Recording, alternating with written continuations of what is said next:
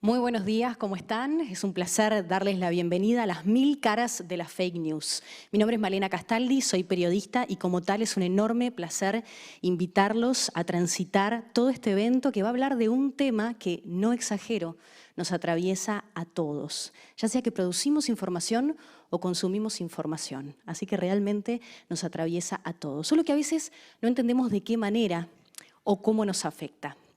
Antes de seguir hablando de este tema, quiero recordarles que estamos en una situación de pandemia sanitaria y por lo cual tenemos un protocolo estricto. Voy a pedirles que durante el evento no se retiren los tapabocas, que tampoco dejen los lugares, que son los que están habilitados para que ustedes se sienten, y sepan que si deciden abandonar la sala no van a poder volver a ingresar. Dicho esto, el último pedido es que silencien o apaguen sus celulares para que podamos disfrutar juntos este evento. Ahora sí, volvamos a hablar de las fake news. Hoy el objetivo es abordarlo desde distintas perspectivas y para eso contamos con 6 panelistas de lujo. 2 de ellos nos van a estar acompañando presencialmente y los otros 4 de forma remota, una herramienta que hemos sabido utilizar y explotar precisamente en esta situación de emergencia sanitaria. Voy a invitar en este momento a que les den la bienvenida y unas breves palabras a los organizadores de este evento. Por favor, pido que pasen aquí a representantes de InfoKey y también del Centro de Estudios para el Desarrollo y de la Embajada de Estados Unidos. Mariana Retén. ¿Cómo estás? Bueno, muchas gracias, Malena.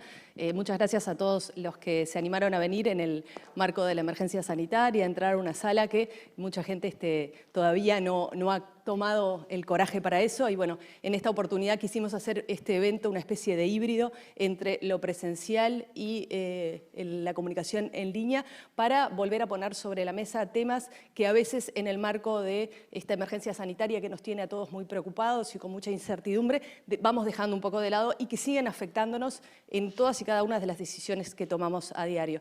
Por eso desde hace un tiempo empezamos a pensar en InfoKey junto con el CED cómo abordar la temática y por dónde ir para tratar desde nuestro conocimiento y todo el conocimiento que podamos sumar de, no vamos a decir frenar lo que son las campañas de desinformación y la fake news, pero sí arrojar luz y empezar a entender cuáles son las iniciativas que pueden llegar a funcionar o que ya están funcionando aquí y en otras partes del mundo y, bueno, ver por dónde seguir y tratar de no correr de atrás, aunque de eso nos van a hablar más en detalle aquellas personas que son las que están encargadas de las ponencias y que saben mucho más que yo del tema y que, bueno, la idea es acercarles hoy esa experiencia, esas perspectivas a todos ustedes.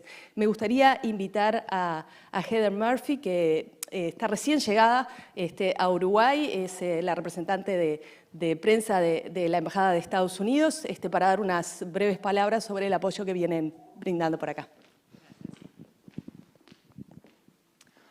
Muy buenos días a todos. En nombre de la Embajada de los Estados Unidos en Uruguay, estoy muy feliz de poder apoyar esta iniciativa en un tema tan delicado como la desinformación y la alfabetización mediática. Desde el momento que nosotros recibimos este proyecto, vimos su potencial y la oportunidad de trabajar con una organización tan prestigiosa, como el Centro de Estudios para el Desarrollo. Quiero destacar la importancia de los eventos como este para el fortalecimiento del diálogo y la democracia de nuestros países. La toma de decisiones de manera informada en todas las áreas que nosotros afectan como la sociedad es una responsabilidad de todos, ciudadanos y gobernantes. Es un gusto para nosotros hacer esto posible. Deseamos y estamos seguros que de este evento saldrán muy buenas conclusiones. Muchas gracias. Gracias, Heather. Bueno, y le vamos a dar la palabra a Malena para que siga conduciendo este evento. Solamente una reflexión más. En tiempos donde la palabra fake news ha cobrado no sé si un valor exponencial, porque todo el mundo en todos los ámbitos la usa, pero sobre todo a nivel de los periodistas y de los políticos es una cosa que ya ha llegado a un círculo vicioso. Bueno, me gustaría que empecemos a plasmar un poco cuál es el verdadero valor de ese término, a discutirlo y a entender que no es algo que se usa caprichosamente cuando algo no nos gusta o cuando algo se hizo mal, que tiene connotaciones mucho más complicadas que eso. Gracias. Gracias, Mariana. Y si les parece, ya empezamos con las presentaciones. La primera de nuestras participantes ya está ubicada, sentada, Ana Laura Pérez. Ana Laura es periodista, docente y coordinadora académica de periodismo en la Universidad Ort. Es además gerente de producto digital en el diario El País. El tema de impacto de las redes sociales es parte de sus desvelos, es verdad, Ana Laura, literalmente. Y sobre todo está especializada en lo que tiene que ver con desinformación, fact-checking y el impacto de las plataformas sociales en la circulación de contenidos. Así que es una de las personas indicadas para abordar este tema hoy. Adelante, Ana Laura. Bueno, muchas gracias. Me encanta esto del híbrido. Es como que tiene lo mejor de los dos mundos. Si me caigo, será lo peor de los mundos. Me interesaba hacer 5 reflexiones sobre la desinformación y un apunte. En algún momento debería aparecer atrás mío la presentación, pero si no, arranco. El primer apunte es, empiezo por el apunte, digamos, y es que, como arrancaba a decir Mariana, los que investigamos y nos interesan estos temas, sentimos que el uso de la expresión fake news no es el más apropiado. Y les voy a explicar un poco por qué. Podríamos resumirlo en 3, uno más. Ahora sí, nos pusimos a tono. Uno más. Nos ponemos a tono con la presentación. Ahí estamos. Podríamos resumirlo en 3 puntos.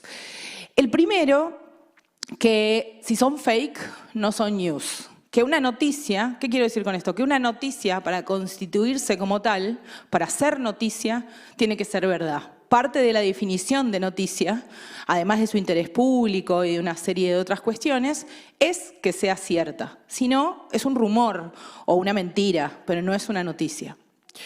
El segundo punto por el cual no nos gusta hablar de fake news tiene que ver con que el fenómeno de la desinformación es un fenómeno profundamente más complejo que solo el uso de información falsa circulando entre humanos, ¿sí? A veces algunas piezas de desinformación son verdaderas, pero carecen de contexto. A veces otras piezas que producen episodios de desinformación son verdaderas, pero son parte de la ficción, son la escena de una película, y el problema es creer que eso ocurrió de verdad.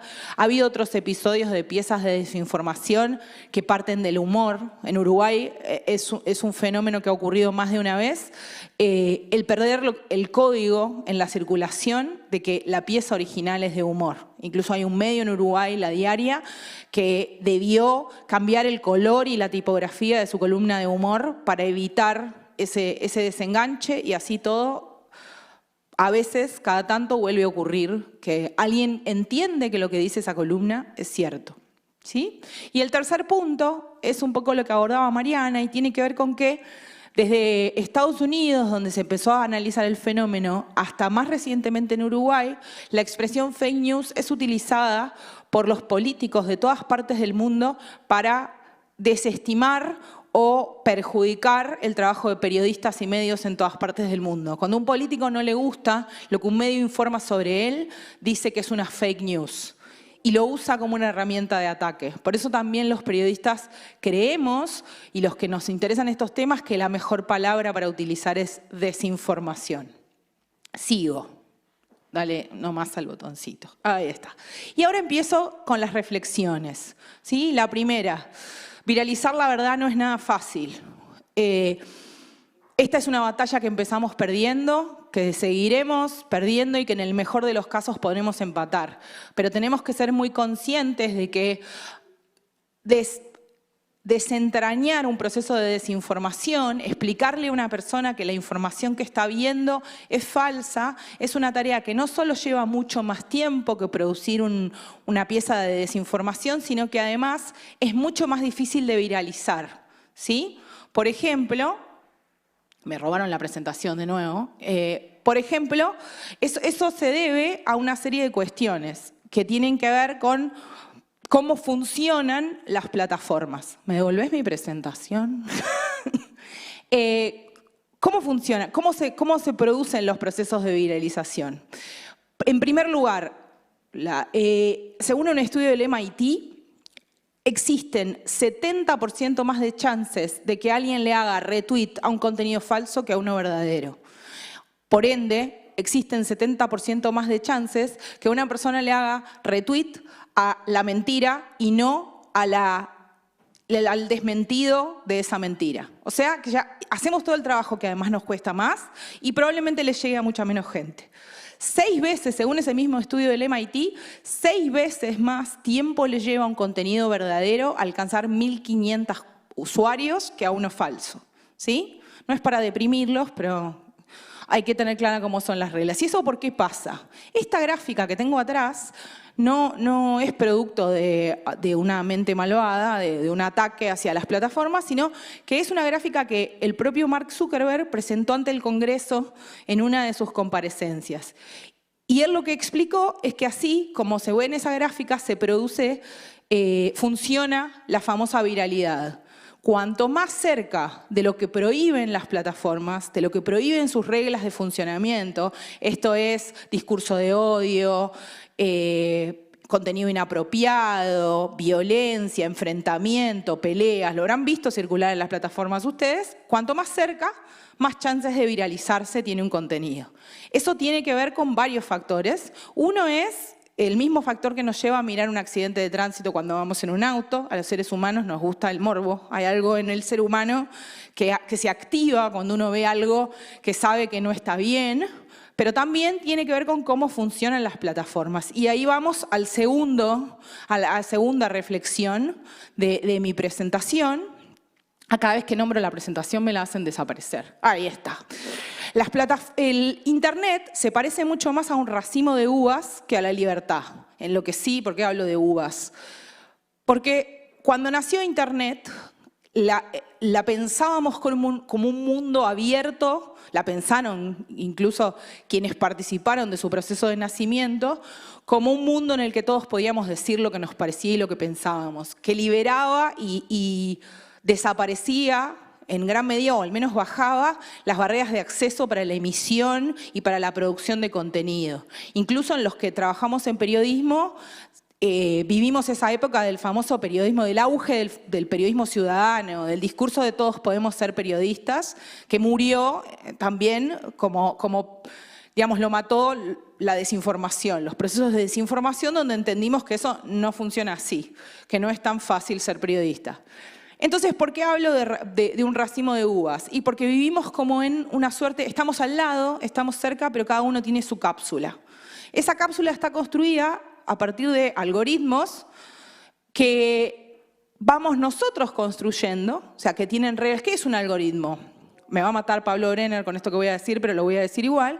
Un algoritmo es como una receta de cocina, como una receta de una ensalada, por ejemplo. Me hace que vengo bien, así que yo sigo con lo de la ensalada.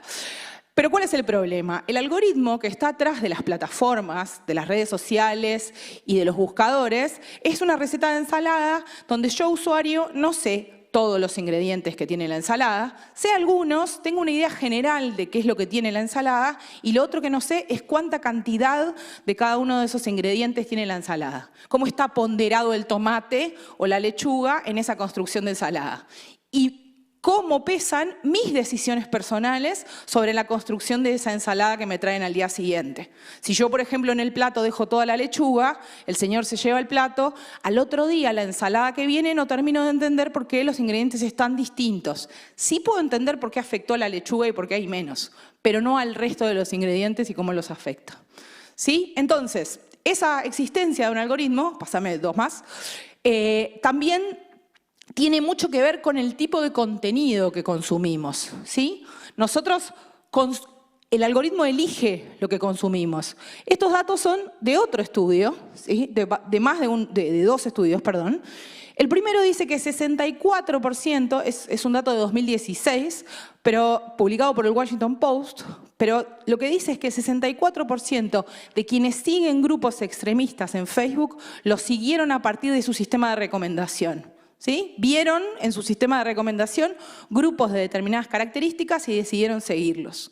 El segundo dato es que 70% de los contenidos que todos nosotros miramos en YouTube provienen de su sistema de recomendación. Los que tienen hijos lo ven en vivo, eso funcionar. Es como una especie de cueva de Alicia en el que uno entra, pero después ya pierde control sobre en qué momento empieza a consumir cosas y por qué. Mira para el costado de la pantalla y va viendo cómo eso se enciende, ¿sí?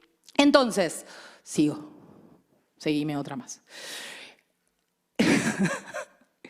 Entonces, lo otro es el modelo de negocio de las plataformas tiene mucho que ver con ha favorecido y ha estimulado la microsegmentación. Esto, para los que investigan en temas de desinformación, es la pieza central de por qué algunos procesos de desinformación en campañas políticas se han profundizado y desarrollado tanto. Porque mucha gente dice, lo que muchos de ustedes están pensando, y es toda la vida hubo rumores o bolazos en campañas políticas. Es más, antes, en un pueblo perdido de 500 habitantes, iba un dirigente político, decía cualquier cosa y nosotros ni siquiera nos enterábamos, ¿sí?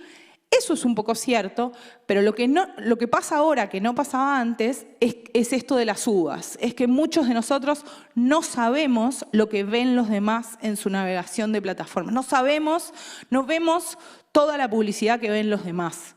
Entonces, para los periodistas es más difícil aún sopesar el volumen de daño que una campaña determinada o que una pieza desinformativa determinada puede estar generando en segmentos o en círculos o en grupos a los que uno no tiene acceso o no tiene relación con o no se parece, ¿sí?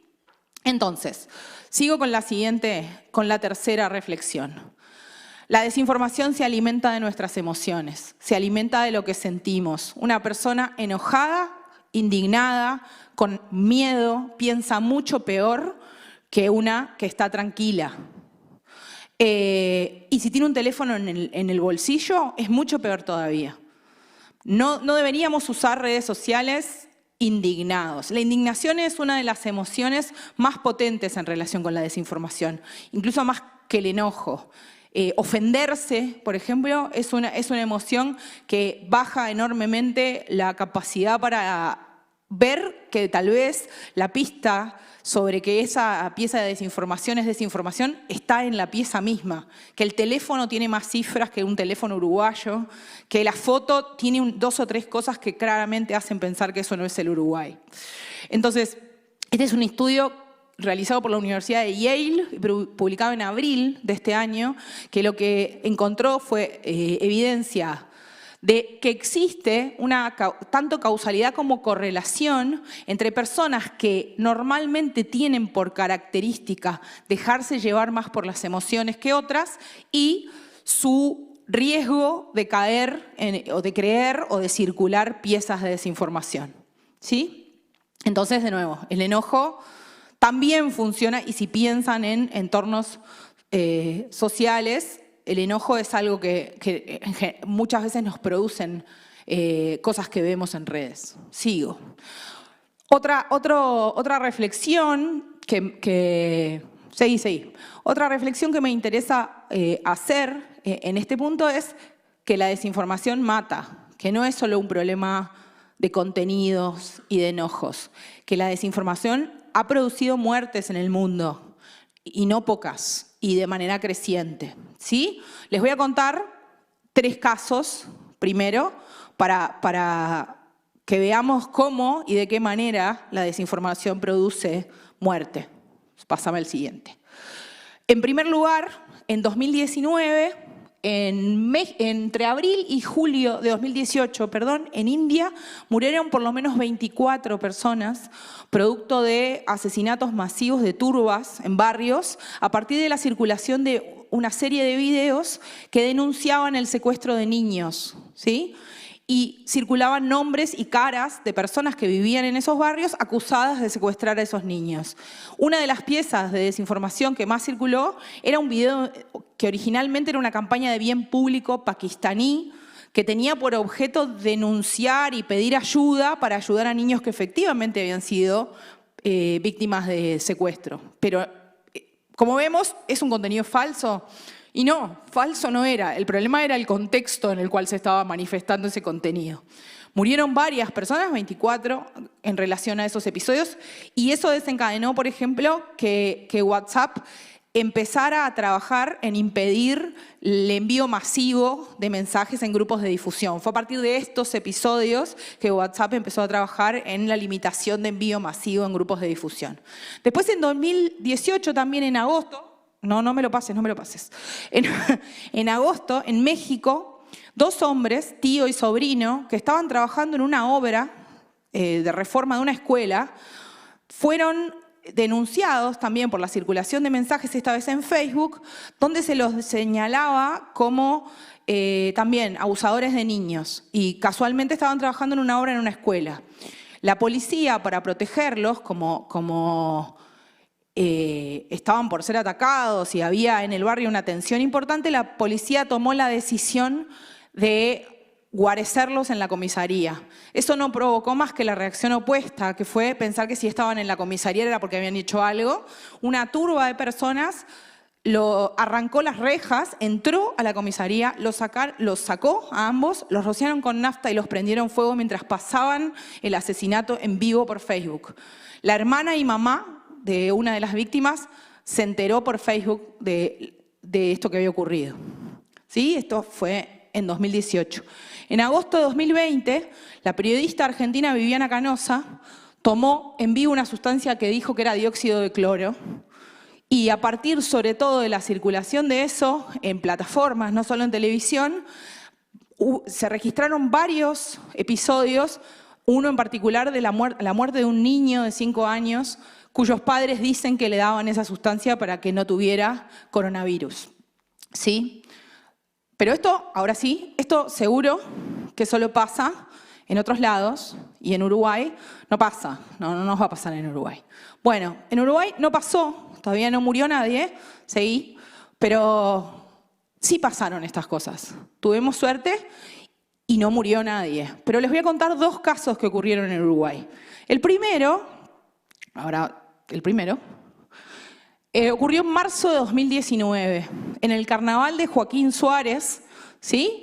En el departamento de Canelones. Joaquín Suárez tiene unos 6.700 habitantes y en un grupo de Facebook que se llamaba en ese entonces Vecinos en Alerta de Suárez y tiene unos 5.500 integrantes, ¿sí? Empezaron a circular estos mensajes que ven acá, donde se decía que por una guerra por la que había muerto entre narcos, en la que había muerto una persona, su hermano iba a matar a un montón de gente en el Carnaval de Suárez, ¿sí? Que es un gran evento para ese lugar. Estas cosas ocurren en general en pequeñas localidades. Esto que pasó se parece en muchas cosas a estos casos que yo contaba. Originalmente, después del miedo que eso produjo, mucha gente dijo que no iba a ir al carnaval, la alcaldesa suspendió el desfile, pero luego decidió hacerlo igual. Fue la tercera parte de la gente ese día al Carnaval de Suárez, porque muchas familias con hijos tenían profundo temor de que las lastimaran. Durante el desfile, un ruido que se presume fue el escape de un auto, de un ómnibus, produjo una estampida, gritos y mucho miedo. No murió nadie, de nuevo porque suerte, pero podría haber pasado algo bastante más grave. En el segundo caso, que les voy a contar, fue en el departamento de Colonia. En el departamento de Colonia, entre julio y agosto de 2019, circularon audios de WhatsApp y esta foto de una camioneta blanca donde denunciaban, ven que muchas veces hasta las camionetas se parecen, los temas se parecen, hay coincidencias en esos aspectos también. Una camioneta blanca supuestamente circulaba tratando de secuestrar niños, ¿sí? y se empezó a alertar a distintos lugares de Colonia y barrios de que esa camioneta circulaba. El padre de un niño de una de las escuelas señaladas como que eran circundadas por esa camioneta tuvo la brillante idea de mandar todo eso a la línea verde del Ministerio del Interior. Y el Ministerio del Interior le respondió, por suerte, pero por supuesto no se viralizó del mismo grado, por esto que yo les explicaba, que la camioneta blanca pertenecía a un funcionario del Plan Ceibal que estaba haciendo reparaciones en las antenas que están ubicadas en las escuelas para dar conectividad a internet a los niños y que el señor se había tenido que refugiar en una de esas escuelas porque un grupo de personas estaba tratando de pegarle. ¿Sí? De nuevo, tuvimos bastante suerte. Y sigo con mis reflexiones sobre desinformación. Pásame otra vez. Chan, chan, chan, chan, chan. Momentos de hondo dramatismo. Y la quinta y última, para terminar en un lugar un poco más optimista y no porque no todo es un bajón. Yo no creo que todo sea un bajón, si no, no haría lo que hago todos los días. La quinta reflexión es que nosotros somos la mejor arma contra la desinformación.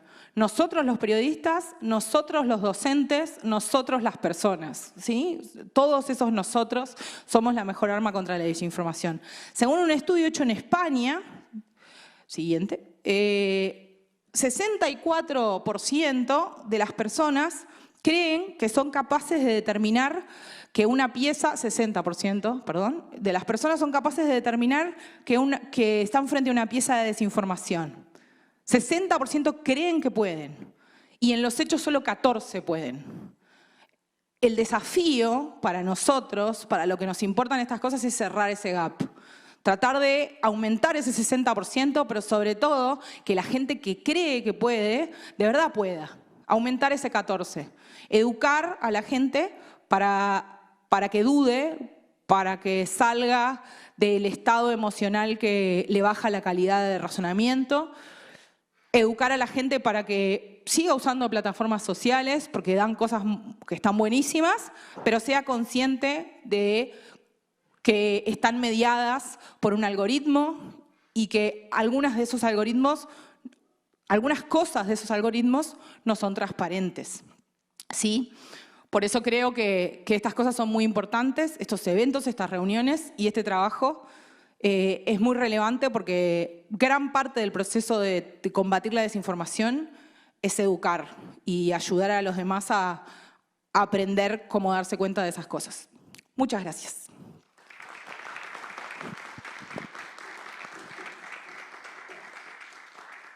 Y ahora me saco un sombrero y me pongo el otro sombrero, ¿no? Y voy a presentar, porque yo soy re fan de él, lo nombro todo el tiempo, hoy no lo nombré porque estaba, entonces iba a quedar un poco raro que lo nombrara. No lo podía citar. No lo podía citar porque me iba a decir, esa es mi presentación, no la tuya. Pero yo soy fan, pero tiene un currículum tan largo que ni yo me lo acuerdo de memoria, así que se los voy a leer. Dan Gilmore, que es quien me va a seguir en las presentaciones, es un líder internacionalmente reconocido, especializado en nuevos medios y alfabetización en medios digitales. Es cofundador de Newsco Lab de la Escuela Walter Cronkite, y me paro cuando lo digo, de periodismo y comunicación de masas de la Arizona State University. El laboratorio trabaja con socios académicos de los medios y del ámbito de la tecnología para mejorar la comprensión del público sobre cómo funcionan los medios y cómo navegar mejor en nuestro cada vez más complejo ecosistema.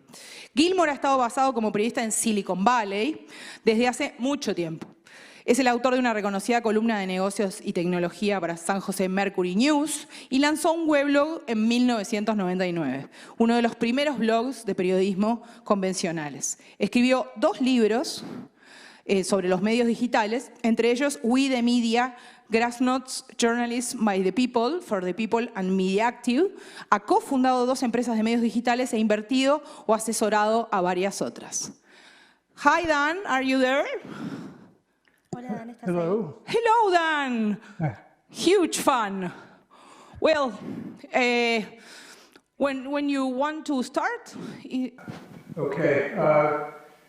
I will. Can you see the screen? ¿Pueden ver la pantalla? Yes? Yes, we can. Okay. thank you so much for inviting me to be with you. I apologize that I don't speak Spanish in any way that's good enough to do this in your language. Muchas gracias por invitarme hoy y les pido disculpas porque no hablo español. What I want to talk about quickly is how journalism plays a role in misinformation, a very direct role, and then talk about something I work on a great deal, which is media literacy, to help improve not just supply but demand, and then to do that at scale. En el día de hoy vamos a estar hablando no solamente del periodismo, sino también sobre la alfabetización en los medios digitales. Vamos a hablar de cómo mejorar tanto la oferta como la demanda y la escala del tipo de periodismo con alfabetización en medios digitales. The situation we all understand. We have too much misinformation. We have to improve the supply, but as again, we need to improve the demand.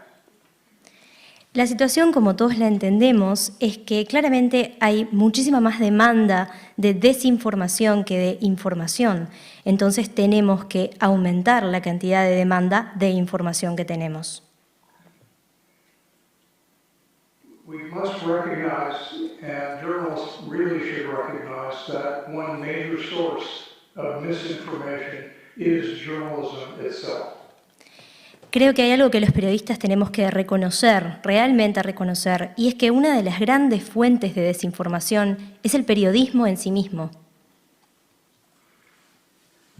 And in particular, the misinformation is not so much that journalists are printing things that are wrong, that they made mistakes about, but simply quoting people who are lying is the most common way that journalists spread misinformation.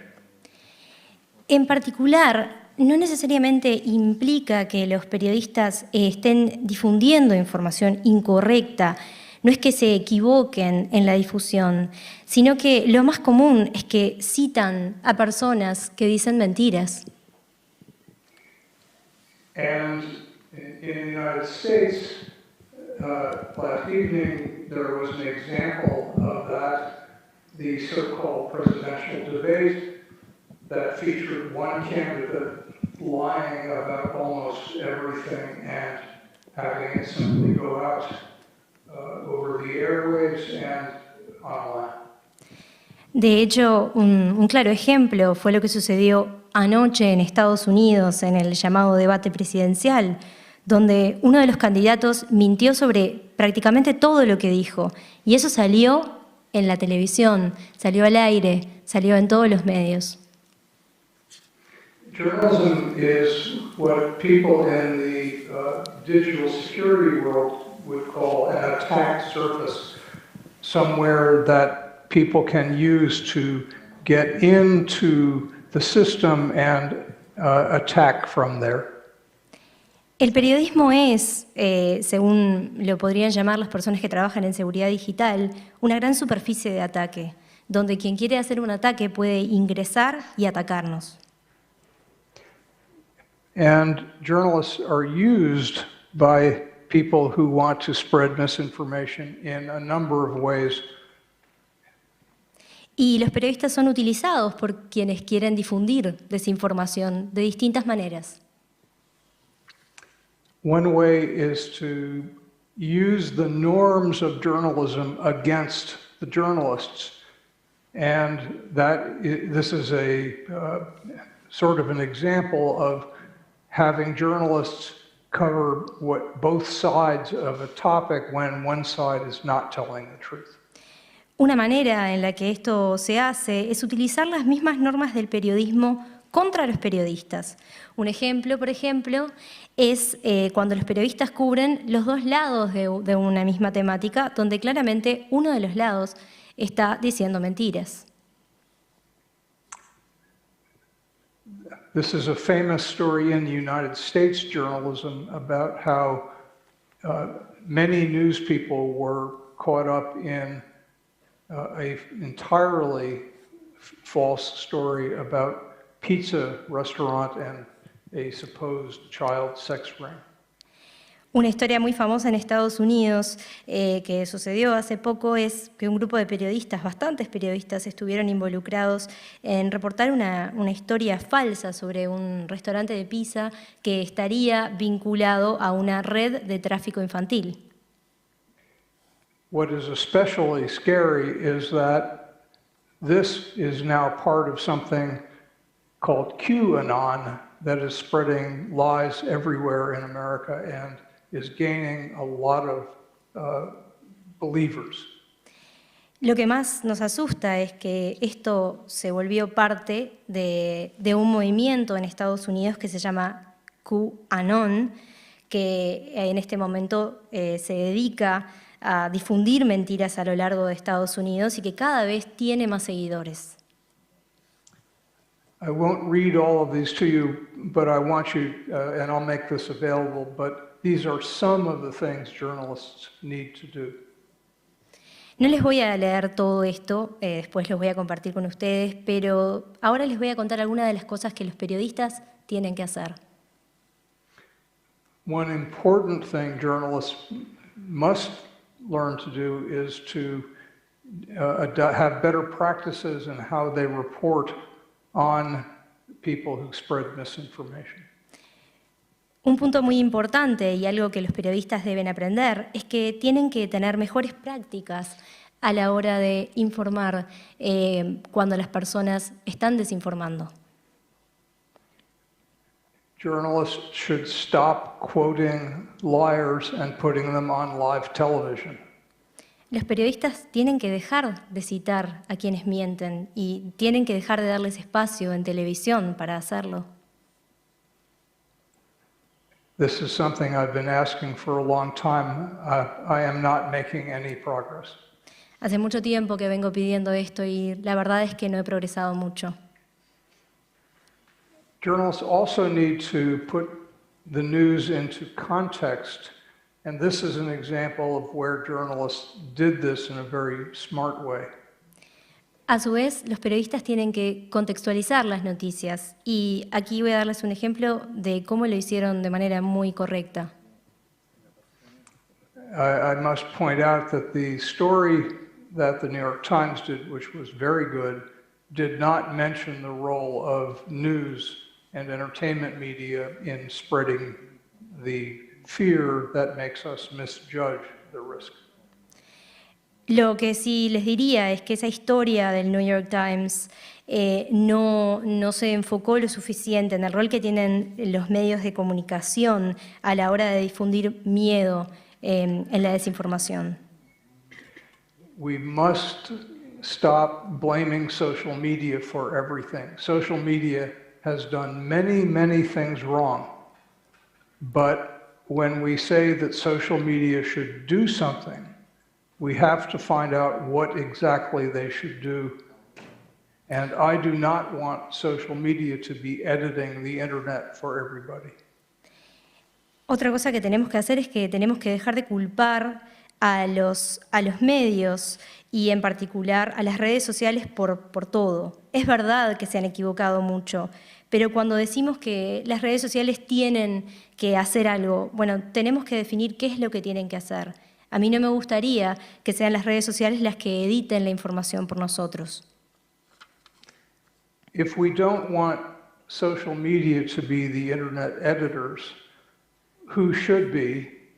My strong belief is that it should be us, and that means we have to upgrade ourselves, and we have to do it universally. Entonces, si nosotros no queremos que sean las redes sociales las que editen la Internet por nosotros, la pregunta sería, ¿quiénes tienen que hacerlo? Bueno, yo tengo la fuerte convicción de que deberíamos ser nosotros, pero para hacerlo tenemos que mejorar nosotros mismos y tenemos que mejorar a nivel universal. We can do it through media literacy, and this is a description of media literacy.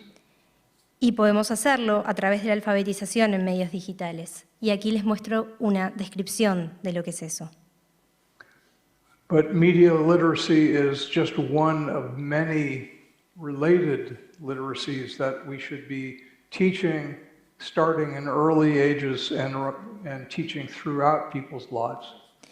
Pero la alfabetización en medios digitales es solamente un tipo de alfabetización que deberíamos estar enseñando, que deberíamos comenzar a enseñar en los primeros años de vida de los niños y que deberíamos continuar enseñando a lo largo de la vida de las personas.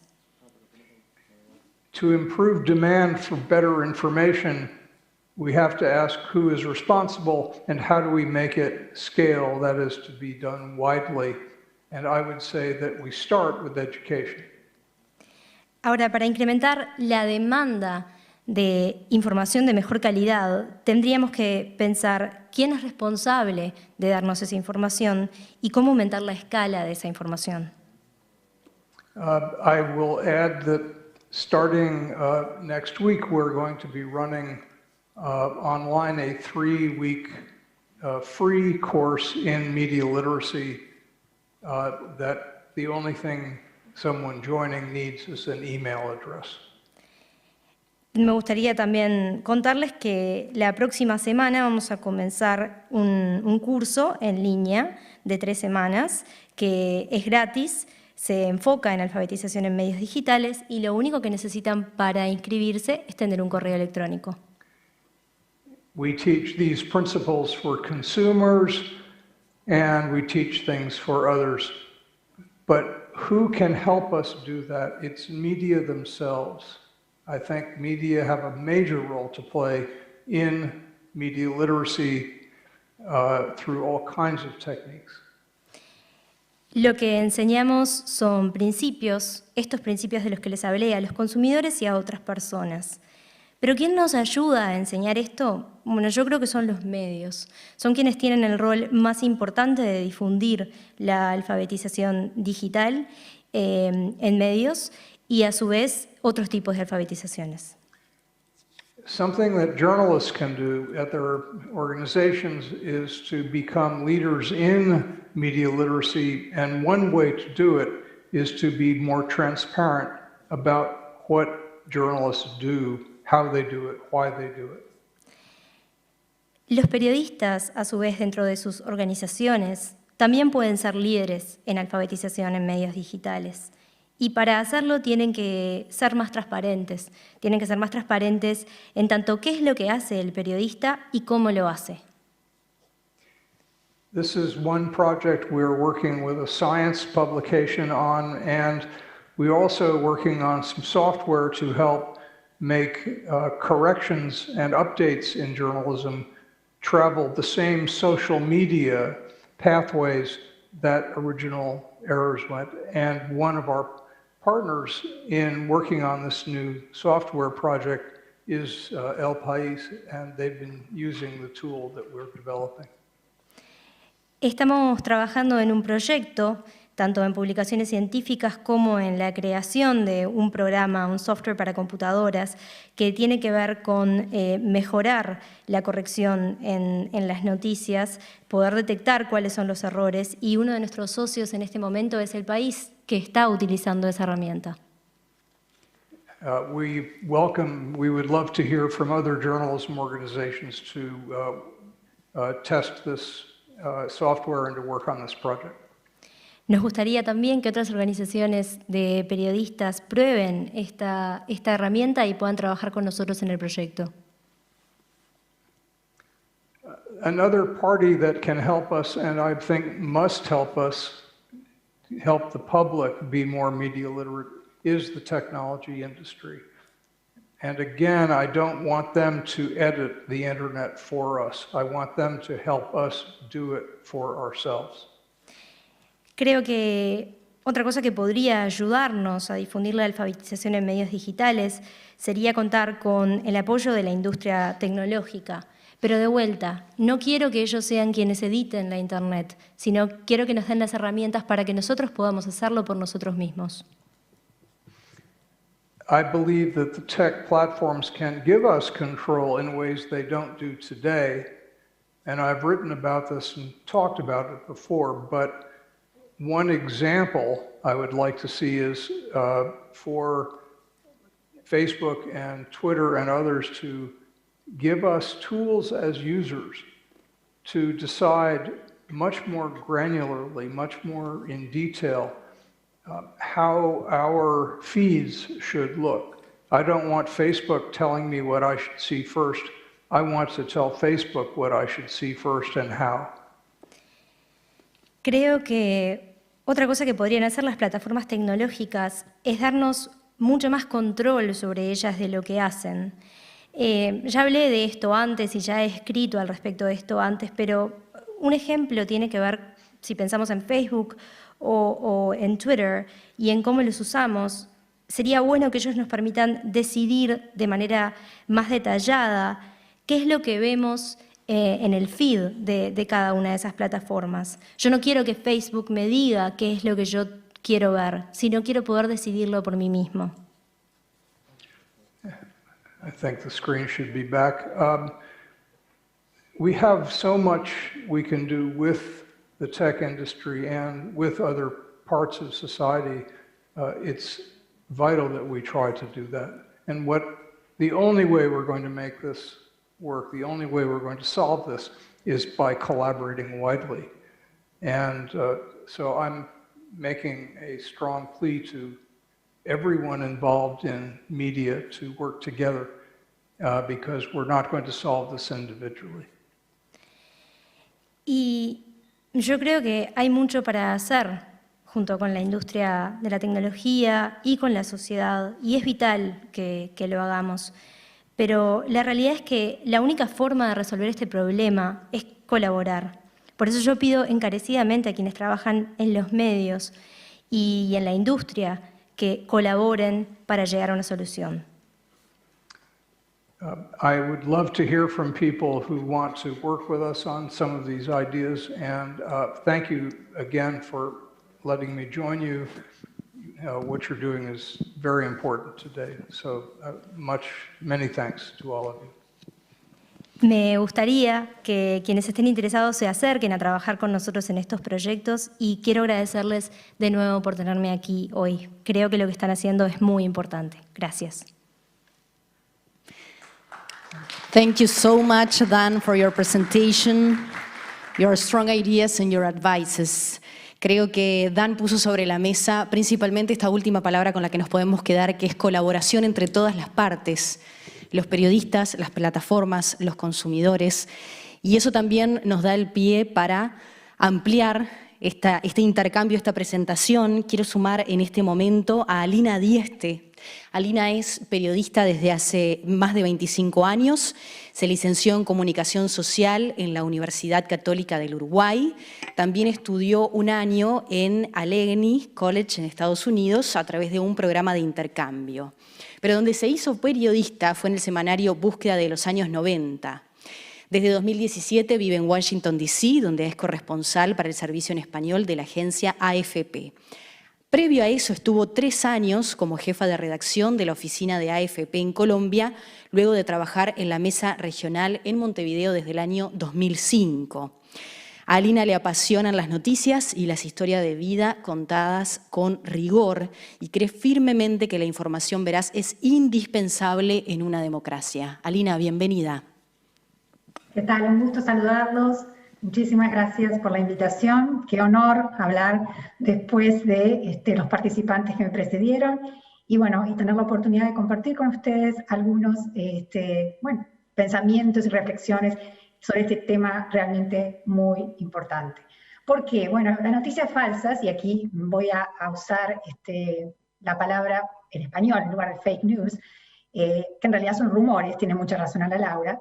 Bueno, y las campañas de desinformación son parte de la realidad de todos. Están en boca de los líderes de opinión, están en ese mensaje de WhatsApp que nos llega de la tía, de la hermana, de la amiga, o incluso de los propios hijos. Son ese video que nos muestran nuestros hijos adolescentes y que comparten con amigos inocentemente. Entonces, primero está bueno recordar que los rumores, las noticias falsas, no son nuevas, no son algo nuevo. en realidad la propagación de falsedades que tantas veces repetidas se vuelven cierto para muchos, lo cual es muy peligroso, existió siempre. El periodismo amarillo, ese periodismo sensacionalista, que busca provocar esas emociones de las que también hablaba Ana Laura, bueno, también existió. El tema ahora es que la propagación de estos rumores y de esta información falsa es mucho más rápida, es exponencial. ¿Por qué? Porque antes se conocían en la plaza del barrio, se conocían de boca a boca y quedaban un poco limitadas a espacios mucho más pequeños. Pero ahora son rápidamente propagadas, ¿no?, como una avalancha en las redes sociales, diseminadas por todo el mundo, y lo que antes era un rumor apenas de barrio se convierte en un tweet repetido y virtual, ¿no? Perdón, es que se vuelve viral. ¿Qué pasa con este tema de las noticias falsas? Y en lo que a mí respecta me preocupa muchísimo, bueno, que contaminan el debate público. Y como ciudadana, no ya como periodista, eso es muy grave porque pone seriamente en riesgo la democracia. Y bueno, la democracia es el sistema que acordamos, como el mejor, hay que recordar siempre lo que dice Winston Churchill, que en realidad lo mejor que tenemos quizás no es perfecto, pero bueno. Entonces, si queremos cuidar la democracia, tenemos que cuidar la calidad del debate público y sobre todo la verdad que haya en ese debate público, porque si no, los ciudadanos no van a poder tomar decisiones con tanta libertad, no van a estar libres para decidir porque manejan mentiras, manejan información que no es cierta. Entonces, ¿por qué las noticias falsas complican especialmente el trabajo de los periodistas, ¿no? Los periodistas, por definición, buscamos la verdad. Entonces, si las fuentes, ¿no?, que tenemos que cubrir, esas fuentes de información, los periodistas nos nutrimos de todo lo que está pasando para contarle a nuestro público un relato, ¿no?, de lo que es interesante, destacable, lo que vale la pena saber para tomar decisiones en lo personal y demás. Bueno, si esas fuentes de información diseminan datos falsos, bueno, cuestionan realmente la propia naturaleza de nuestro trabajo. Entonces, esa búsqueda de la verdad se vuelve realmente más compleja, pero no imposible. Estoy muy de acuerdo con las cosas que se han mencionado hasta ahora en relación a cómo combatir esas noticias falsas, cómo combatir esos rumores, esa desinformación. Primero que nada, la alfabetización mediática. Y eso creo que es interesante tanto para comentarle a nuestra tía cuando nos manda ese mensaje de WhatsApp, que sabemos que es mentira, como a nuestros hijos cuando nos muestran ese video que está manipulado. Eso quiere decir que tengamos el acto reflejo de chequear siempre la fuente de lo que estamos viendo. ¿De dónde viene eso? ¿Por qué nos lo están enviando ahora? ¿Por qué nos aparece ahora en nuestro flujo de alguna de las redes sociales, ¿no? Entonces, como siempre pasa con todo, somos lo que consumimos. Si consumimos calidad, vamos a tener una información, nuestro juicio va a ser de calidad también. Pero entonces, en este tema de la alfabetización mediática parece que la regla número 1, para todo, siempre termina en esto, es lo mismo, ¿no? Es educación. Si estamos educados en lo que, en estos actos un poco que deberían convertirse en un acto reflejo, entonces tenemos la capacidad de discernir mejor. Segundo punto, promover el sentido crítico. Y esto no es menor, porque el cuestionamiento, la comparación de opiniones, el contraste, es de alguna forma un mecanismo que hace que el periodismo se vuelva de mejor calidad. Si el público es exigente, porque contrasta, porque quiere que le den información verificada, porque exige datos, porque exige contexto, tan supremamente importante el tema del contexto en cualquier información periodística, bueno, un público educado va a generar un periodismo más responsable y más educado. Es una retroalimentación como siempre pasa, ninguno de nosotros estamos fuera de una comunidad, somos parte de la comunidad, periodistas, ciudadanos, estamos todos, y los periodistas somos además ciudadanos. Entonces tenemos que trabajar en esa búsqueda de un sentido crítico muy, muy elevado y capaz de cuestionar y contrastar. La segunda parte es combatir la desinformación de nuestras fuentes con nuestras propias herramientas, con las herramientas que el periodismo nos da. ¿Y eso qué es? Datos, datos, datos, datos, datos. Cuando hablaba de contexto, reitero la importancia del contexto, porque creo que no hay forma de informar bien sin buenos datos. Entonces, justamente, ¿qué pasa con las fuentes de esos datos? Y eso aquí también es muy importante, porque si vamos como periodistas a buscar datos a fuentes no calificadas, seguramente creemos de buena fe, que estamos dando buenos datos, pero esos datos no son los que realmente llevan a una información veraz. ¿Qué puede pasar? Que uno vaya, por ejemplo, al sitio oficial de una alcaldía, como me pasó hace muy poco, buscando una información, pensando, bueno, es la alcaldía del lugar, me van a poder contar mejor que nadie los datos sobre ese lugar. Pues no, la información estaba equivocada, el que había hecho la persona responsable de publicar esa información en esa alcaldía no había hecho bien su trabajo, o quizás no tenía las herramientas para hacerlo, quizás no sabía cómo, y eso hay que tenerlo muy en cuenta. Bueno, entonces, ¿qué pasa? Si nosotros citamos ese dato como periodistas, pensando que estamos diciendo algo verificado y que es confiable porque es una fuente oficial, vamos a estar también, sin querer, propagando algo que no es correcto. Entonces, regla número 1, datos, pero también regla número 2, chequear esos datos, contrastarlos y asegurarnos que estamos dando a nuestro público información de calidad. Entonces, creo que ahora otra cosa muy importante es que esos datos no estén sacados de contexto. Hace poco hablaba con un amigo mío que es de una maestría en verificación y en datos, periodismo digital, periodismo de datos, se ocupa de hacer cosas interesantísimas, como por ejemplo ubicar con el tema de las armas aquí en Estados Unidos, que es todo un tema, bueno, ubicar cuánta gente puede poseer armas cerca de los colegios, y entonces ubicar luego los colegios y ver qué posibilidades hay de que se vuelvan zonas peligrosas por la cantidad de gente que tiene armas, y bueno, cruza datos, interesantísimo. Pero él mismo, yo le hacía un alegato profundo de la necesidad de tener datos como periodista para contrarrestar todas estas campañas de desinformación y demás, muy entusiasmada, y me dice, ojo, cuidado, porque si esos datos están mal usados, sacados de contexto, puestos quizás en una comparación que no es correcta, también pueden ser engañosos.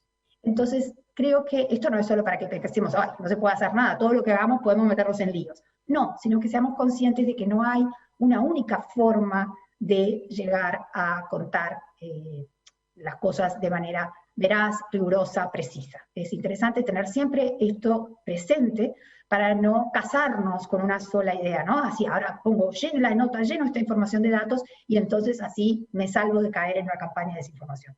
No necesariamente. Bueno, todo esto que estoy diciendo, que también tiene que ver con nuestro trabajo cotidiano, obviamente es mi trabajo cotidiano, aquí en Washington DC parece más evidente que nunca. Me ha pasado siempre desde que hago periodismo, pero cubrir la presidencia de Donald Trump es un reto para los periodistas. Y vamos a ver por qué. Porque este tema de que los políticos diseminen información falsa, que exageren, que manipulen y demás, no es algo nuevo. No podemos, sería injusto decir, bueno, Donald Trump es el primero que se aprovecha de todo esto. Pero veamos por qué en la cobertura cotidiana de la presidencia de Donald Trump y de este mundo que tenemos hoy, repleto, ¿no?, de información, tanta información que justamente esta mañana leí una encuesta diciendo que la gente está abrumada. Al final preferiría no escuchar tanto, no enterarse de tanto, no tener tantas noticias. Y eso también es un tema y sobre lo cual tenemos que reflexionar. Bueno, yo no estoy en la Casa Blanca. AFP, yo trabajo para la agencia de noticias AFP, es una de las primeras agencias globales. O sea, quiere decir que estamos en todos los continentes, tenemos un despliegue enorme de periodistas por todas partes, además de fotógrafos, videastas, verificadores de datos. Bueno, es una agencia muy grande. Entonces, nosotros tenemos 2 personas, trabajamos en 6 idiomas en la agencia AFP, tenemos 2 personas que trabajan para el servicio en inglés y en francés, que están permanentemente en la Casa Blanca. Ellos son los corresponsales que se encargan de seguir todos los pasos del presidente. Y aprovecho a decirles que, si quieren sus nombres, los nombres de mis colegas, búsquenlos en Twitter, síganlos, porque nada mejor que seguir a las fuentes. Así que uno de ellos es Jérôme Cartillier, y Sebastian Smith es el colega que escribe en inglés. Les recomiendo seguir sus tweets, porque van a estar informados de primera mano de lo que está pasando. Bueno, ellos son los que nos dan a nosotros, a todo el resto de los colegas, la oficina, que tenemos una oficina grande aquí en Washington, la AFP tiene su sede para América del Norte aquí. Bueno, nos nutren un poco con la información cotidiana. Pero obviamente todos tenemos acceso y coberturas que no necesariamente implican estar en la Casa Blanca, pero sí seguir día a día los discursos, lo que hace, lo que dice, a dónde va, con quién va el presidente Donald Trump. Entonces, ¿qué pasa? Esa información, ese ciclo informativo, que muchas veces está determinado por un tuit que dijo Trump a las 5:30 de la mañana, y que va a generar todo el día una masa de información y demás, Bueno, se amplifica muchísimo más por las dotes y las cualidades que tiene Trump como showman. Es una persona que realmente ha impuesto en la presidencia, en la Casa Blanca, un estilo como de reality show. Bueno, el problema con Trump es que dice mentiras, pero no dice mentiras una única vez, dice mentiras todo el tiempo. Y esto no lo digo como opositora, como crítica, lo digo como periodista que tiene que estar atenta a no caer en esas mentiras, y a que cuando reporto algo que dice Trump, ponga contexto y perspectiva sobre esa información. Por ejemplo, Trump ha venido diciendo últimamente, una y otra vez, que el voto por correo, que va a ser importante en estas elecciones del 3 de noviembre debido a la pandemia, bueno, que el voto por correo es un fraude y van a ser votos manipulados y que poniendo en cuestión todo el sistema. Nosotros como periodistas tenemos que decir que el presidente dice eso, porque lo dice. Pero también, y en AFP lo hacemos todo el tiempo, tenemos que explicar que lo dice sin pruebas, que esas afirmaciones las está diciendo sin tener evidencia sobre lo que dice. Y eso es muy importante porque nuestros lectores, nuestros espectadores, AFP no solamente produce texto, también produce videos, produce incluso un podcast, o sea, tenemos toda una cantidad de clientes de radios y demás. Bueno, necesitan tener claro que eso que está diciendo el presidente, de lo cual afirma fehacientemente, no tiene pruebas. Me parece que eso es un punto muy, muy importante y que hace nuestro trabajo cotidiano. Otro problema con Donald Trump, muy serio, es que es un político que desprecia a los periodistas. La relación políticos-periodistas, ustedes saben que no es fácil muchas veces, porque periodistas nos servimos de la información de los políticos, sobre la cual tenemos que reportar, porque es muy importante, y los políticos se sirven de nosotros, y entre comillas nos usan de alguna forma, porque necesitan hacer llegar su mensaje al público. Trump ha dicho, yo no quiero ser intermediarios, voy directamente a mi público a través de las redes sociales. ¿Qué es lo que hace? Tiene millones de seguidores en las redes sociales. El problema es que ese desprecio hacia los periodistas hace que, los llama enemigos del pueblo, a los periodistas y a los medios, que según él dan noticias falsas. Cuando él habla de los fake news media, en realidad lo que está diciendo es los periodistas que dicen cosas sobre mí, que me cuestionan y no me gustan, dicen mentiras, son medios falsos. Y eso es el mensaje que da no solamente a sus partidarios, sino a toda la nación todo el tiempo. ¿Qué es lo grave y lo peligroso de esto y que nosotros como periodistas tenemos que recordarlo también? Que de alguna forma, al hacerlo, está socavando la democracia. Porque, nos guste o no, la difusión de información, sea a través de los periodistas, a través de la gente, pero sí el flujo de información transparente, libre e independiente hace a una mejor democracia, que es lo que todos queremos, ¿no? Empecé un poco hablando de eso, porque realmente yo estoy convencida de que la democracia es lo mejor que tenemos para convivir, para compartir espacio y tiempo en un planeta con muchas vicisitudes. Bueno, entonces eso es muy peligroso porque obviamente cualquier asunción de que los medios son enemigos del pueblo termina poniendo un poco en peligro la democracia. Bueno, después hay otras cosas que hace Trump que realmente nos meten en líos. Por ejemplo, tuitea y retuitea cosas falsas, muchas veces probadamente falsas, videos manipulados, videos o información generada por teorías conspirativas. El profesor Gilmore hablaba recién de la gravedad de este grupo QAnon que Trump ha de alguna forma promovido, ¿no? Y eso es muy peligroso porque cuando se generan esas teorías conspirativas de mundos paralelos, ¿no? de una especie de organización en las sombras, genera miedo a la gente y sobre todo genera una gran desconfianza, porque mucha gente quizás ni le importa ni se entera, pero tiene esa idea subyacente de que lo que está pasando es no confiable. Cuando dejamos de confiar, bueno, se puede complicar la cosa. Ahora, otro problema con Trump es que exagera, pero eso es un poco por su estilo. Para él todo es wonderful, y todo es maravilloso, y todo es agrandado. Entonces, cuando un político exagera, los periodistas tenemos que volver a tratar de pensar en nuestro público y en decirle que eso que está diciendo no es tan así. Creo que es un desafío muy grande porque, bueno, no hay nada como, a ver, ¿qué antídoto podemos tener cuando tenemos un veneno? Yo creo que la desinformación es un veneno en todo sentido, porque nos puede incluso hacer sentir muy mal, y ya puede contaminar nuestro juicio a la hora de tomar una decisión médica. ¿no? Puede hacer que nosotros que creamos que la mejor forma de curarnos del coronavirus es tomar algo que puede realmente matarnos. Entonces, creo que es muy peligroso este veneno, hay que combatirlo de alguna forma. Cuando hablo, quiero decir una cosa también muy interesante, ¿no? Cuando hablo del presidente Trump, él no es el único que dice estas cosas, ¿no? Pero el diario The Washington Post creó un servicio para verificar específicamente lo que dice el presidente, un fact-checker, ¿no? Un servicio de verificación.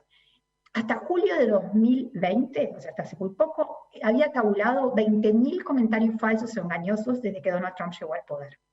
Eso supone 16 por día. Así que imagínense. Mostraron incluso una gráfica los momentos en que el presidente decía más mentiras, o decía cosas que realmente no eran así. Y eran, por ejemplo, las elecciones de mitad de mandato en 2018, un momento crítico para Trump y los republicanos y el partido en el poder y demás, porque bueno, podían y llegaron a perder la Cámara de Representantes. La publicación del informe del fiscal especial Robert Mueller sobre la trama rusa, ese fue otro momento en abril de 2019, y luego durante el proceso de juicio político al presidente, que fue entre octubre de 2019 y febrero de 2020. En esos momentos la gráfica del Washington Post mostraba realmente, ¿no?, un aumento de mentiras y información engañosa. Entonces, muchas de esas informaciones engañosas son repetidas. O sea, Trump no es que lo dice una vez, lo dice una y otra vez, a veces exactamente igual incluso. Y se vuelven parte, ¿no?, de la circulación normal de noticias. Yo reconozco que como periodista, para mí es muchas veces muy, bueno, como digo, un reto, un desafío, no asumir que eso es algo que Trump va a decir siempre y todo el tiempo, y no recordar que, bueno, quizás hay que decir que no. Por ejemplo, les digo una que me parece muy importante y tiene que ver con la economía. Trump sigue diciendo una y otra vez que la economía que él creó es la mejor. Hay buenos indicadores, es cierto, hay buenos indicadores, tuvo indicadores récords en tema de empleo, tuvo quizás otras, la bolsa llegó también a tocar récords, luego cayeron estrepitosamente con la epidemia, entonces eso ya no es tan así, pero sobre todo, ni siquiera los últimos 3 presidentes antes que él le fue tan bien. Para ir a los indicadores de crecimiento de Estados Unidos hay que remontarse a hace muchas décadas. O sea que Trump no tiene el patrimonio de haber creado un PBI realmente espectacular. Entonces ya ahí está mal. Justamente, y más adelante voy a volver a este tema de la economía porque me parece interesante. Pero bueno, él ha hecho algunas de las afirmaciones más rimbombantes con relación, por ejemplo, al coronavirus, a las pruebas que Estados Unidos ha hecho y demás. Y sin embargo, un servicio que lo recomiendo mucho también, no solamente a los periodistas que pueden estar aquí en la audiencia, sino a todo el mundo, que es el servicio del Congreso de Estados Unidos, un servicio de información espectacular. A los que les gustan los datos, busquen allí, porque ellos hacen como unas como hojas con información, hojas informativas, en las cuales presentan una cantidad de puntas para que los legisladores, o sea, como que nutrir el debate de los legisladores. Y es siempre fundada, siempre con links, con enlaces para que uno pueda encontrar la fuente. Realmente es muy, muy buena el servicio de información del Congreso de Estados Unidos.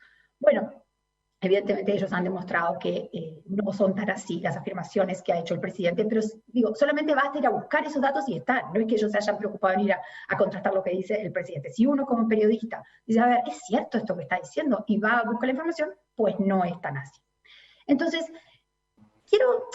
no quiero que esto se convierta en una cosa, ay, Trump, ¿no?, que ya es bastante trillada. Todo el mundo está diciendo que Trump dice mentiras, todo el mundo está diciendo que exagera, todo el mundo está diciendo que manipula y demás con la información y con la diseminación de esa información a través de su cuenta en Twitter, por ejemplo. Pero quiero recordar también que, por ejemplo, el candidato demócrata, el aspirante demócrata de la Casa Blanca, el ex vicepresidente Joe Biden, que según las encuestas podría convertirse en el próximo presidente de Estados Unidos, bueno, él también dice cosas que no son ciertas, o se equivoca, o manipula, o quizás no hace el chequeo que puede decir, porque bueno, es algo que es muy común en todos. Vamos a no creernos que somos, ¿no?, que yo también al hablar muchas veces puedo hacer afirmaciones exageradas o fuera de contexto. Lo grave es que los políticos tienen la obligación, siempre, de decir, o por lo menos de verificar todas las cosas que están diciendo, ¿no?, para asegurarse que esa honestidad intelectual con la que le hablan a su público es la misma con la que van luego a gobernar o a tomar decisiones que conciernen a todos. Bueno, el Instituto Poynter de Estados Unidos, que es un instituto líder, referencia en la verificación de datos, ellos han hecho un seguimiento también de lo que dice Biden, han encontrado que también comete estos errores que pueden ser muy graves. Ahora, ¿por qué seguimos hablando entonces de Trump? Bueno, porque nadie como Trump, un político puede decir 1, 2, 3 veces a cometer algún error, decir alguna cosa fuera del contexto, no tener la suficiente base y evidencia para las afirmaciones, pero nadie como Trump hace 20.000 afirmaciones falsas en unos pocos años, ¿no? Entonces, el Washington Post, el verificador de datos, esto es muy gracioso, creó un medidor de pinochos. Pinocho es el pinocho del personaje. Bueno, los pinochos se le entregan a los que hayan dicho cosas que no son ciertas, y bueno, hay un Pinocho sin fondo, ¿no? O sea, los que ya no tocan, están siempre diciendo esas cosas, y bueno, evidentemente esta dudosa distinción, nadie quiere llevarse una, es cuando un político haya repetido al menos algo 20 veces, ¿no? Y el estándar dice, se puede aplicar a cualquier político, pero Trump en realidad supera todo, ¿no? Y el problema es que parecería estar haciendo, y ahí viene lo grave, un esfuerzo deliberado para inyectar estas afirmaciones falsas. Bueno, mi papel como periodista, ¿cuál es entonces? Primero, asegurarme que lo tengo claro. Primero que no ser ingenua o inocente y repetir cosas que pueda decir Trump sin por lo menos cuestionármelo. Ayer fue el debate.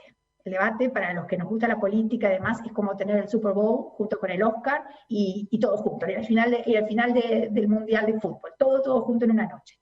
Pero fue agotador. Los que lo seguimos quedamos como, yo por lo menos sentí que un tren me había pasado por encima cuando terminó. Porque fue un debate muy tenso, muy caótico, con muchos gritos, con muchos insultos, con una sensación de que el público realmente no se estaba llevando la información que necesitaba para tomar una decisión informada el 3 de noviembre, que es en último término lo que un debate busca. Bueno, AFP, que tiene su propio servicio de verificación de datos, y un servicio muy bueno, no lo digo solamente porque trabaje aquí en AFP, sino porque realmente creo que el trabajo que hacen mis colegas chequeando la información es realmente muy útil y muy bien hecho con mucho rigor. Bueno, ellos, mis colegas, chequearon la información anoche durante el debate y mandaron para los clientes, eso como los clientes recibieron, así como reciben todos nuestros productos, también 2 temas, coronavirus y economía. 2 temas clave para los votantes, 2 temas que realmente importan muchísimo al electorado, son los principales temas que le importa al público latino, por ejemplo, aquí a la comunidad latina, hispano, en Estados Unidos, pero no solamente a ellos, a todo el mundo le inquietan la economía y obviamente la gestión del coronavirus. En esos dos temas hubo afirmaciones falsas del presidente, obviamente, que fue el que ha dicho más afirmaciones falsas, pero bueno, creo que es importante tener en cuenta este servicio porque AFP realmente se ha puesto la meta de levantar la confianza de nuestros consumidores de información. Y eso es muy importante. Si no creen en nosotros los periodistas, como yo he escuchado a amigas mías de toda la vida que me dicen, mira, yo estoy harta de ustedes, harta de los medios, harta de escucharlos, y yo ahí tengo miedo, porque muchas veces hay gente educada, hay gente formada, hay gente que tiene legítimamente un hartazgo de esta circulación de desinformación permanente. Bueno, a esa gente y a todo el resto me dirijo con fuerza diciéndoles, no, hay que estar informados, hay que realmente tratar de no caer en esa información falsa y seguir generando un debate de más calidad posible, ¿no? Eso realmente nos hace bien a todos, no es un tema de periodistas por un lado, y público por el otro, ciudadanos que solo se informan en redes sociales porque no creen en los medios, no, eso, cuanto mejor sea el debate, todos nos vamos a beneficiar. Y no querría terminar esta ponencia sin hacer un poco de autocrítica. ¿Y por qué digo esto? Porque yo como periodista muchas veces no, muy a menudo, pienso que no podemos pensar que nosotros los periodistas somos ni mejores que nadie, ni que tenemos el dominio de la información absoluto, ni mucho menos.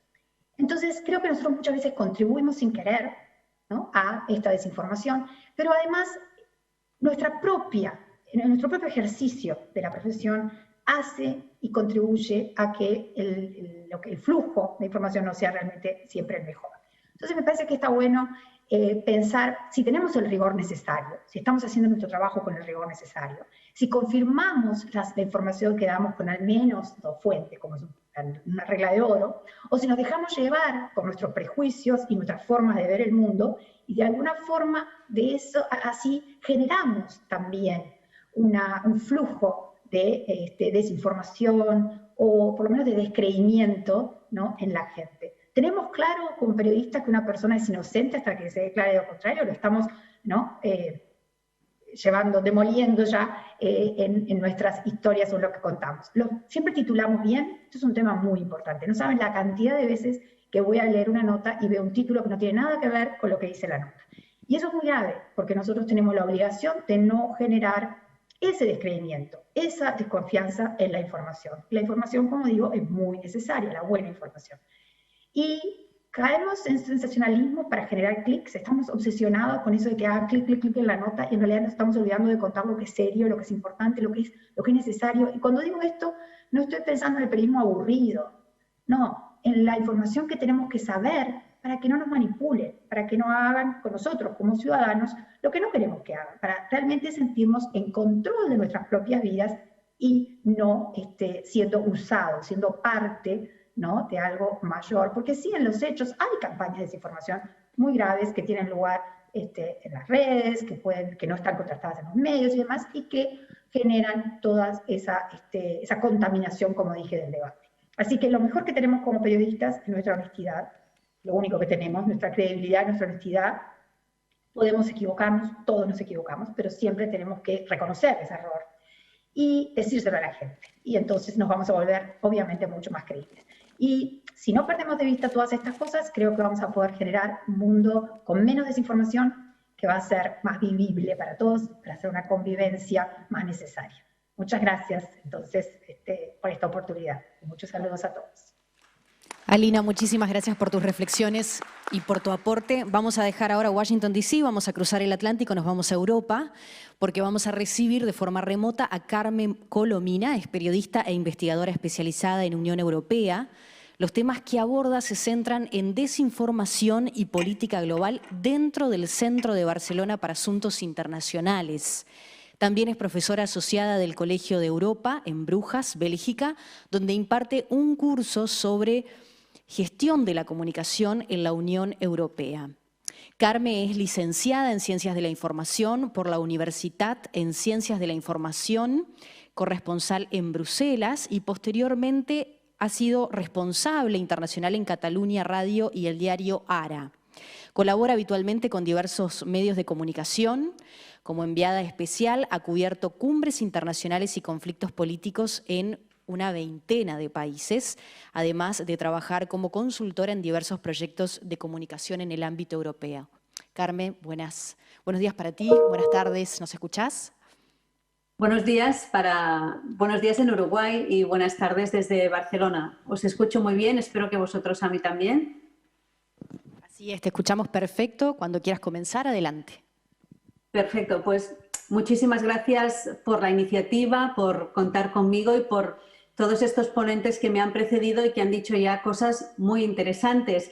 Así que probablemente yo me limitaré un poco a explicar, a compartir con todos vosotros cuál es la visión desde Europa, cuál es la visión de la Unión Europea a la hora de poner un poco de orden, no solo a la desinformación, sino también a la alfabetización mediática.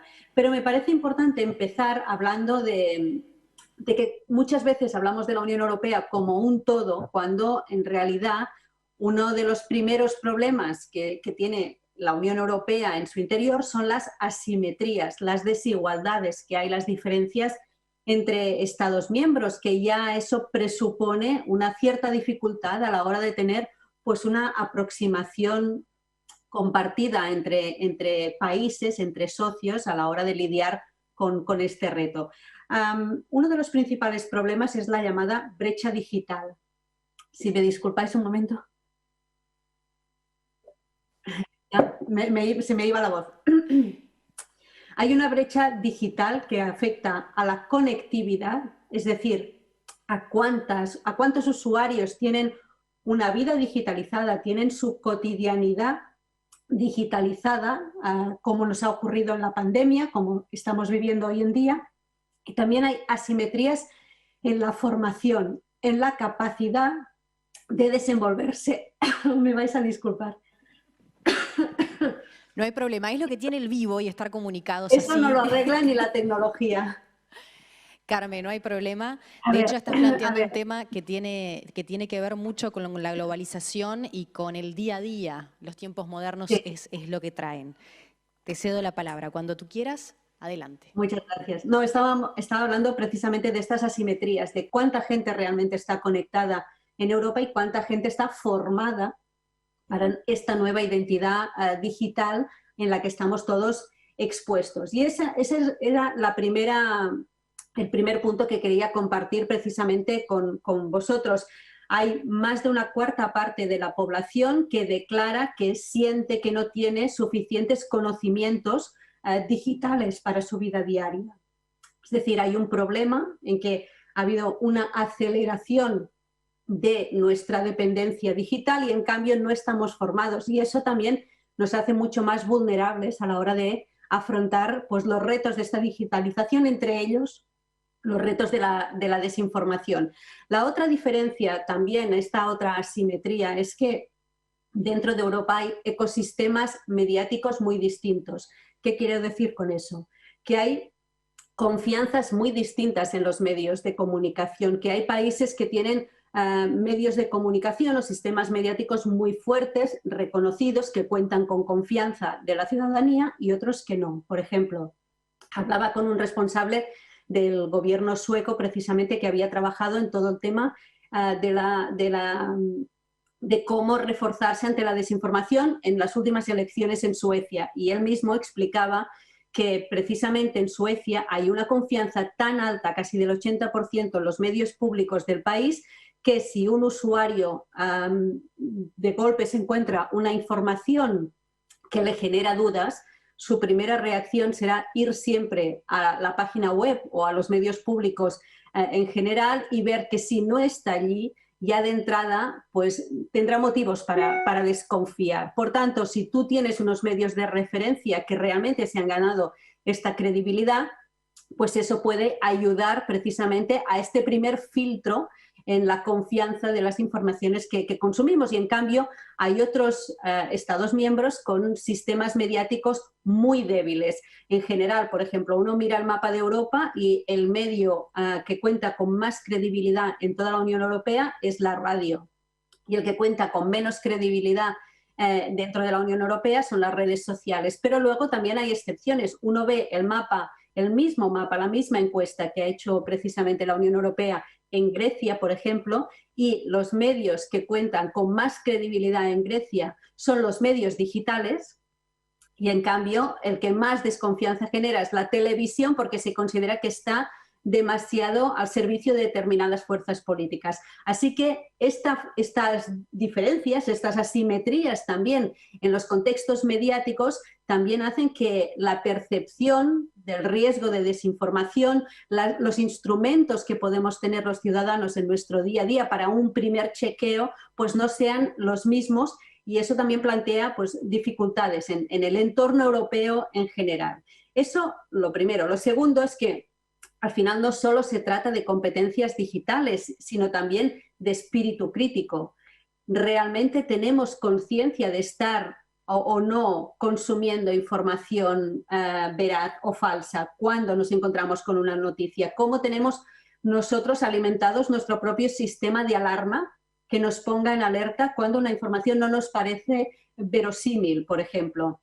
También hay una encuesta a nivel europeo en ese sentido que preguntó a los ciudadanos de la Unión Europea qué conciencia tenían de encontrarse con noticias falsas en su día a día. Y los resultados decían que un 71% de los encuestados en toda Europa decía encontrarse con noticias falsas varias veces al mes o con más frecuencia, más de una vez al mes, digamos, o varias veces al mes. Al menos 2/3 decían que se encontraban con noticias falsas al menos una vez a la semana. Y en algunos países, por ejemplo, especialmente en Francia, el 86% de la población era consciente de encontrarse con noticias falsas cada semana, en Grecia y en Malta el 85%, y después había resultados segregados por género, por generaciones, también generacionales por edad. Más mujeres que hombres son conscientes de encontrarse con información falsa y mucho más los jóvenes, por ejemplo, que las personas mayores de 55 años. Y otro de los factores que constataba esta encuesta es que a más formación, a más nivel de formación, más conciencia, más percepción de estar expuesto a desinformación que tenían los ciudadanos. Por tanto, la formación digital, la formación del espíritu crítico es básico a la hora de tener nosotros mismos una conciencia crítica, o al menos un estado de alerta, digámoslo así, a la hora de ser consciente de que estamos expuestos a desinformación. La mayoría de estos encuestados también decía que creía que los medios de comunicación debían ser los primeros responsables a la hora de combatir la desinformación y después, en un segundo nivel, venían las autoridades públicas y las mismas plataformas de redes sociales. Y eso sí que ha sido una tendencia que hemos visto en todos los países de la Unión Europea, que a los primeros a los que recurren cuando creen que tiene que haber este trabajo de accountability, digamos, de una primera responsabilización de los contenidos, es mirar hacia los medios de comunicación. Y un poco eso ha sido también la tendencia que se ha ido asumiendo desde las propias instituciones europeas, que en un primer momento se muestran realmente muy preocupadas por el desafío, sobre todo los efectos electorales de la desinformación en determinados contextos y en determinados países de la Unión Europea, pero que cuando intentaron hacer desde las propias instituciones este trabajo de verificación, o al menos este trabajo de identificación de supuestas noticias falsas, se encontraron con una reacción bastante furibunda de determinados medios que decían que una cosa es la desinformación y la otra es el espíritu crítico, la libertad de prensa, hasta qué punto unas veces, o la línea que podemos trazar entre la mentira y la noticia crítica, seguro que los periodistas lo tenemos mucho más claro en ese sentido, pero a nivel institucional se dieron cuenta que se metían, y perdonen la expresión tan coloquial, pero que se metían en un jardín complicado, porque el tema de la libertad de expresión es sagrado, digamos, en Europa a la hora de precisamente debatir cómo legislar el tema de la desinformación, si hace falta legislación en ese sentido. ¿Cuál fue, por tanto, la conclusión de las instituciones europeas? Pues precisamente que lo mejor era que este trabajo de verificación surgiese precisamente de los mismos medios de comunicación o de las mismas organizaciones de periodistas que están ejerciendo de verificadores en estos momentos, porque era una manera de poner a la sociedad civil también en el centro y en la misma responsabilidad de este trabajo de verificación, lo que al final ha acabado constituyendo, yo creo, un contexto muy concreto en el caso europeo, y es que la verificación se está construyendo sobre todo de abajo arriba, o sea que se está construyendo a partir de apoyar precisamente iniciativas de grupos de periodistas, de organizaciones no gubernamentales, iniciativas locales, redes europeas precisamente de verificadores. Ese ha sido un poco el papel que ha decidido tomar la Unión Europea en este sentido, hacer un papel de apoyo, pero dejar el trabajo de verificación precisamente a aquellos que conocen mucho mejor el contexto de las noticias que deben o necesitan verificación. Por una parte está el trabajo de apoyo.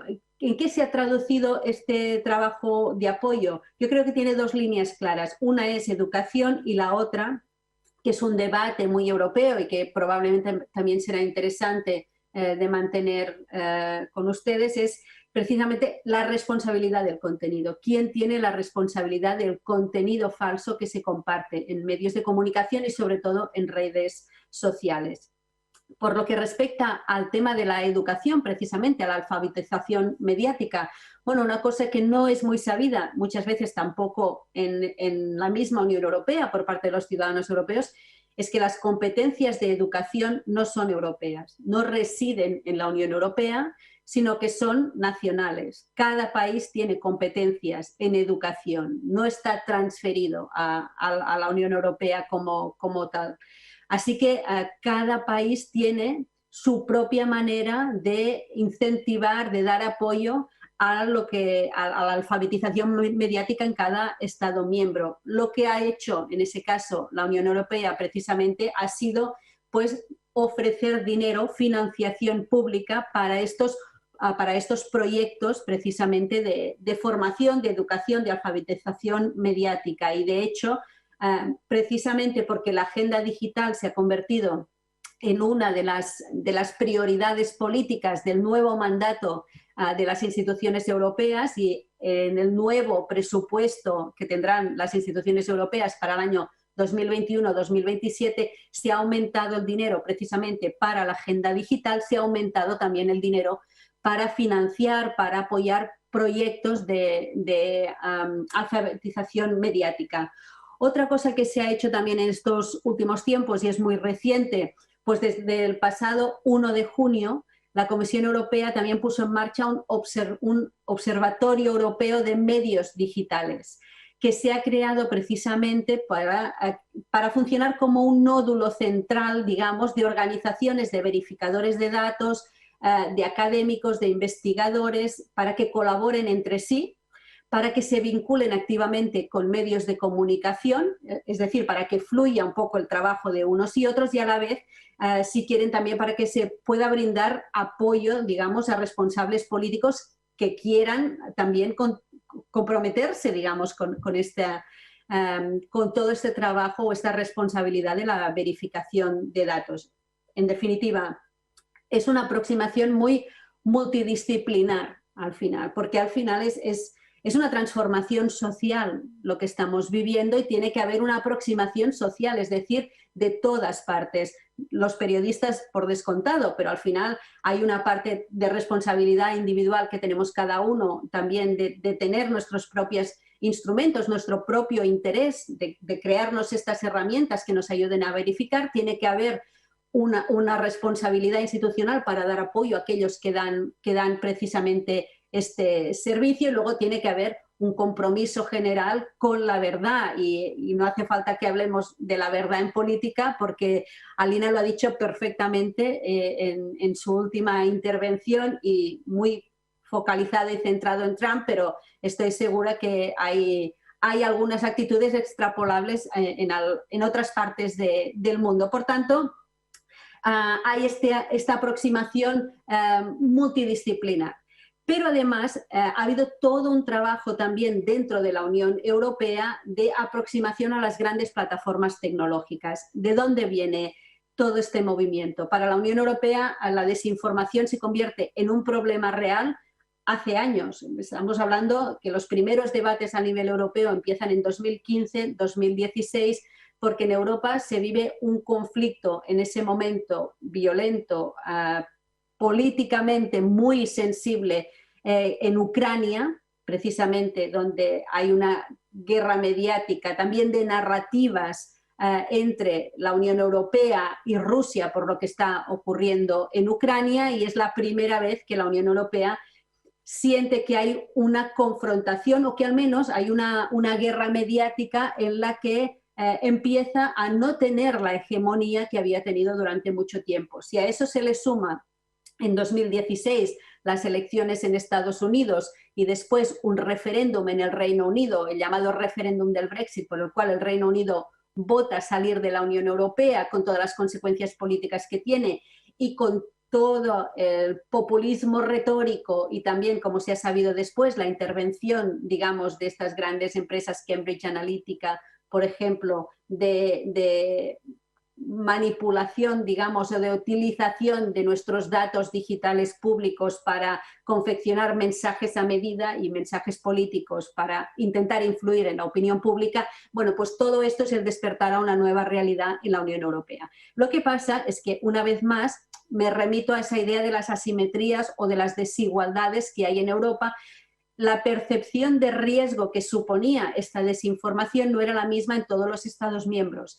tampoco es igual el marco legislativo en todos los Estados miembros y tampoco es, como decía muy al principio, el panorama mediático en todos los Estados miembros. Por tanto, era muy difícil plantearse una legislación a nivel europeo o un debate a nivel europeo sobre cómo hacer frente precisamente al desafío de la desinformación. En aquello en que la Unión Europea como institución que representa casi 500 millones de habitantes sí que muy rápidamente identifica que puede ser útil, digamos, es en la negociación con las grandes plataformas digitales, porque uno tiene más capacidad de sentar al señor Google, digámosle así, a la mesa cuando representa a más de 400 millones de habitantes o 500, que si representa a 40 o a 18, y como son algunos Estados miembros. Y aquí es donde ha empezado todo un proceso interno en la Unión Europea de códigos de conducta, de debates sobre qué responsabilidad tienen las mismas plataformas tecnológicas, los grandes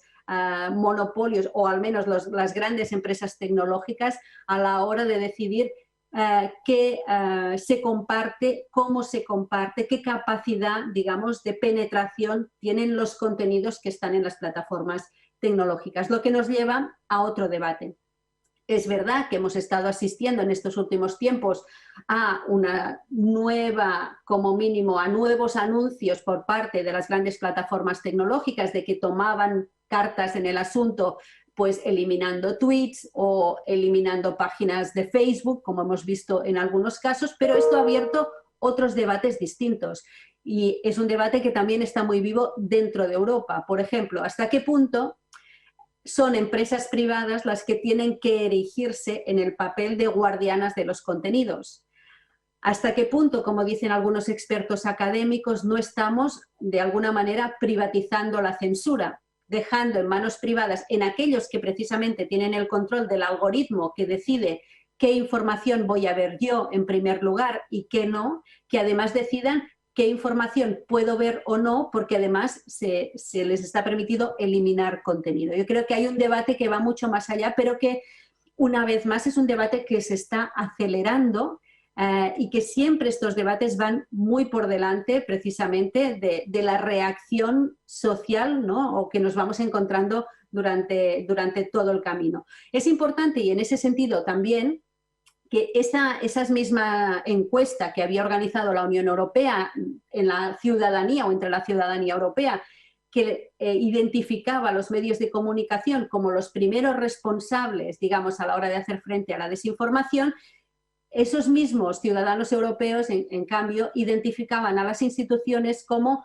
las primeras responsables a la hora de hacer frente al reto de la inteligencia artificial y a todas las consecuencias o a todos los desafíos éticos que comprende precisamente estos cambios que se han acelerado además durante la pandemia y que obligan también a tomar unas nuevas cartas en el asunto por lo que comportan de cambios sociales. No solo ya es la desinformación, sino todo en general, nuestra relación con la tecnología, nuestra relación con unos medios o con una esfera digital donde se está precisamente donde se está construyendo nuestra propia opinión, nuestra participación democrática, los debates sociales están en estos momentos tomando forma dentro de las esferas digitales, cómo todo eso, de qué manera se puede garantizar que todo eso esté ocurriendo o esté pasando en el contexto de unos algoritmos que nos garanticen, bueno, pues al menos una cierta igualdad o una cierta credibilidad a la hora de que no haya sesgos políticos, de género, raciales, ¿no? en este contexto en el que nosotros nos estamos expresando, nos estamos informando y nos vamos a relacionar cada vez más. Un placer escucharte. Un placer escucharte. Muchísimas gracias desde acá. Un saludo para ti. Gracias.